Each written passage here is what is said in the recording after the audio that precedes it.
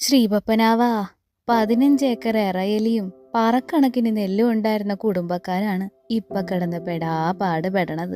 മോളിലിരിക്കണ മുതുക്കൻ ഒരുത്തരെയും പങ്കല്ല, അങ്ങേരെല്ലാം കാണുന്നുണ്ട്.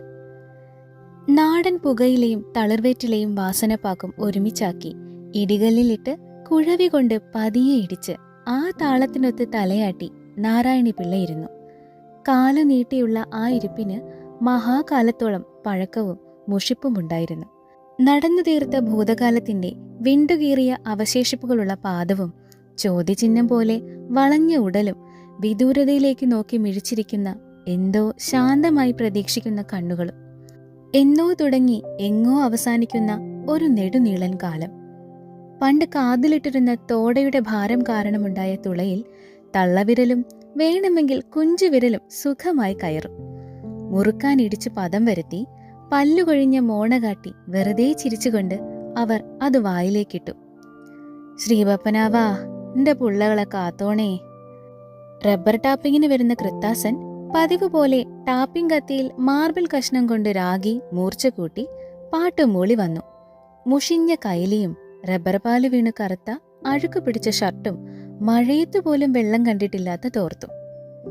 നാണിയമ്മോ, രാവിലെ പരിപാടി തുടങ്ങിയ? കൃത്താസനെ കണ്ട് നാരായണിപ്പിള്ള ചിരിച്ചു. ചുണ്ടിന്റെ അരികിലൂടെ താഴേക്കൊഴുകിയ ചെമന്ന വര തോർത്തുകൊണ്ട് തുടച്ചു. ഡർക്ക, നീ അപ്പുറത്ത് പോയി ചായ ഒടി, എന്നിട്ട് മതി ജ്വാലികള്. അയാൾ തലയും ചൊറിഞ്ഞുകൊണ്ട് അടുക്കള വശത്തേക്ക് പോയി. അവിടെ അയാൾക്കുള്ള ചായ അടച്ചു വച്ചിട്ടുണ്ടായിരുന്നു. ഒറ്റ വലിക്ക് അതും അകത്താക്കി കൃത്താസൻ നടന്നു. ക്രിസ്തുദാസനാണ് കാലം പോകെ കൃത്താസനായത്. ക്രിസ്തുദാസൻ നാടാരെന്ന മുഴുവൻ പേര് അയാൾ തന്നെ മറന്നു കാണും. ആരെങ്കിലും പേര് ചോദിച്ചാൽ നിഷ്കളങ്കമായ ചിരിയോടെ കൃത്താസൻ എന്ന് മറുപടി പറയും. നാരായണി പിള്ള ഊന്നുവടി കുത്തി എഴുന്നേറ്റു. തുളസിത്തറയും കടന്ന് അതിരിന്റെ അടുത്തുപോയി നീട്ടിത്തുപ്പി. ചുക്കിച്ചുളിഞ്ഞ വിറയ്ക്കുന്ന കൈകൾ കൊണ്ട് വെയിലിനെ മറച്ച് ആകാശത്തേക്ക് നോക്കി. മൂടിക്കെട്ടിയ ആകാശം. ആ നിൽപ്പും കണ്ടുകൊണ്ടാണ് കുമാരൻ മുറ്റത്തേക്കിറങ്ങിയത്. നീ നേരത്തെ പോണച്ചല്ല? പോണമ്മ. നിങ്ങളെന്തരണ് ഇങ്ങനെ മാനം നോക്കി നിൽക്കണത്? മഴ പെയ്യോ?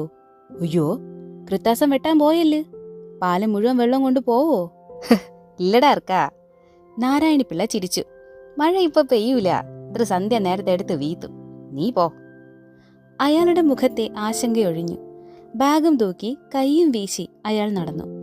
അമ്മ പറഞ്ഞാൽ അച്ചട്ടാണെന്ന് അയാൾക്കറിയാം. അവർക്ക് പണ്ടേ കിട്ടിയ സിദ്ധിയാണ്. മഴ പെയ്യുന്ന സമയം അറിയാൻ കഴിയും. മഴയുടെ ആഴവും അറിയാം. ആ നാട്ടിൽ അത് പാട്ടാണ്. ടാപ്പിങ്ങിന് പോകുന്നവരൊക്കെ പരുവം മോശമാണെങ്കിൽ മതിലിന് വെളിയിൽ നിന്ന് നീട്ടി വിളിക്കും. നാണിയമ്മോ, ഇന്ന് പെയ്യോ? ഇല്ലടാ പുള്ളേ എന്ന മറുപടി കേട്ടാൽ സമാധാനത്തോടെ പോകും. നാരായണി പിള്ളയുടെ പ്രവചനം ഒരിക്കലേ പിഴച്ചിട്ടുള്ളൂ, ഒരിക്കൽ മാത്രം. അന്ന് കർക്കടകം 1 കർക്കടകത്തിന് നാട്ടിൽ ആടിനെ വെട്ടുന്ന പതിവുണ്ട്. പുതുക്കുറിച്ചി എന്ന് വിളിപ്പേരുള്ള ത്രിവിക്രമൻ പിള്ള രാവിലെ പണി തുടങ്ങി. പുതുക്കുറിച്ചി എന്ന സ്ഥലത്തായിരുന്നു അയാൾ ജനിച്ചതും വളർന്നതും.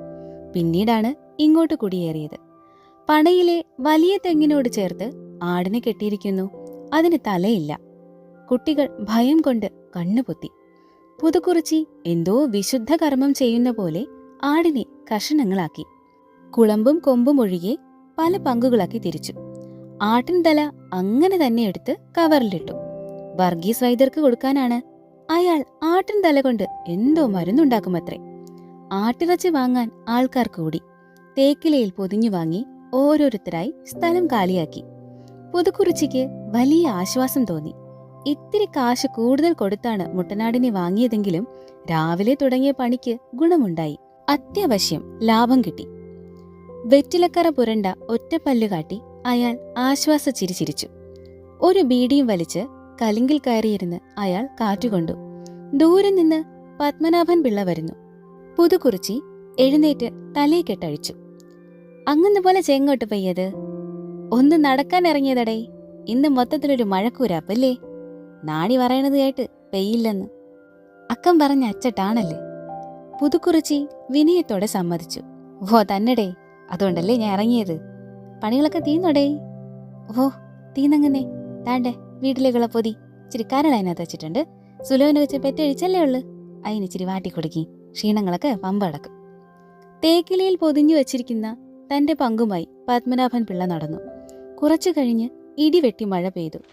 മഴ നനയാതിരിക്കാൻ വഴിയിൽ കണ്ട ഒരു വാഴയിൽ നിന്നും നീളനൊരു ഇല വെട്ടി തലയ്ക്ക് മീതെ പിടിച്ച് പുതുക്കുറിച്ചി വീട്ടിലേക്ക് ആഞ്ഞു നടന്നു. കയ്യിലെ കവറിൽ ബാക്കി വന്ന ഇറച്ചിയും കൊമ്പുകളുമുണ്ട്. കൊമ്പ് ചുട്ടു തിന്നാൻ നല്ല രുചിയാണെന്നാണ് അയാളുടെ പക്ഷം. കൂടെ 100 മില്ലി പട്ട കൂടി ഉണ്ടെങ്കിൽ പുതുക്കുറിച്ചി ത്രിവിക്രമൻ പിള്ള 3 അടി കൊണ്ട് 30 അളക്കും. പോകുന്ന വഴിയിൽ ആരോ കിടക്കുന്നത് കണ്ട് അയാൾ കയ്യിലെ സാമഗ്രികളെല്ലാം വലിച്ചെറിഞ്ഞോടി. ചെളിയിൽ കുളിച്ചു കിടക്കുന്ന പത്മനാഭൻ പിള്ള, വായിൽ നിറയെ മഴവെള്ളം. പുതുക്കുറിച്ചി അവിടെ ഇരുന്ന് നിലവിളിച്ചു, അയ്യോ എൻ്റെ അങ്ങന്ന് പെയ്യേ. നാട്ടുകാർ പത്മനാഭൻ പിള്ളയുടെ മൃതദേഹം താങ്ങിയെടുത്ത് പുത്തൻ വീടിന്റെ തിണ്ണയിൽ കിടത്തുമ്പോൾ നാരായണി പിള്ള വിറയ്ക്കുകയായിരുന്നു. അവർ മഴയെ തൊഴുതു പ്രാഗി. അന്ന് മാത്രമാണ് നാരായണി പിള്ളയുടെ മഴപ്രവചനം തെറ്റിയത്. അമ്മോ, നിങ്ങൾ എന്തിനാണ് ഇങ്ങനെ ആലോചിച്ച് കൂട്ടണത്? സുലോചനയുടെ ശബ്ദം കേട്ട് നാരായണി പിള്ള ഉണർന്നു. ഒന്നുമില്ല ചെല്ല, എന്തൊക്കെയോ മായങ്ങൾ കണ്ട്. നീ എങ്ങോട്ട് പോണ്? പണയിലോട്ട്. തോരൻ വയ്ക്കാൻ എന്തെങ്കിലും കിട്ടുമോ നോക്കട്ടെ. അവൾ ഒരു വട്ടിയും എടുത്ത് നടന്നു.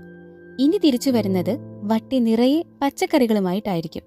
ചേമ്പിൻതണ്ട്, തഴുതാമ, കുടങ്ങൽ, പുളിഞ്ചിക്ക, ചുണ്ടയ്ക്ക, പച്ചമാങ്ങ, കാച്ചിൽ, കപ്പ, അങ്ങനെ പണയിൽ കള പിടിച്ചു കിടക്കുന്നതും കൃഷി ചെയ്യുന്നതുമൊക്കെ സുലോചനയുടെ കൈകളിലൂടെ വിവിധ വിഭവങ്ങളായി ചോറിനൊപ്പം അവതരിക്കും. അമ്മ, ചെറുക എണീക്കുമ്പോ ചായ എടുത്തു കൊടുക്കണേ, അവൾ തിരിഞ്ഞു നോക്കാതെ പറഞ്ഞുകൊണ്ടുപോയി. നാരായണി പിള്ള ഉമ്മറത്തെ ഉരുളൻ തൂണിൽ ചാരിയിരുന്നു.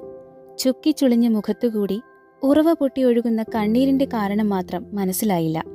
ചിലപ്പോൾ ഒന്നല്ലാത്ത കാരണങ്ങൾ ഉണ്ടാകാം. കാലു നീട്ടിയുള്ള ആ ഇരിപ്പിന് ഒരുപാട് അർത്ഥതലങ്ങളും ഉണ്ടാകാം. ഒരു തരത്തിൽ ഓരോ മനുഷ്യനും ഒരു ഇതിഹാസമാണ്. ഓരോ ദിവസവും കടന്നു പോകുന്നത് എത്രയെത്ര മുഖങ്ങളിലൂടെ, എത്രയെത്ര വാക്കുകളിലൂടെ, എത്രയെത്ര ചിന്തകളിലൂടെ.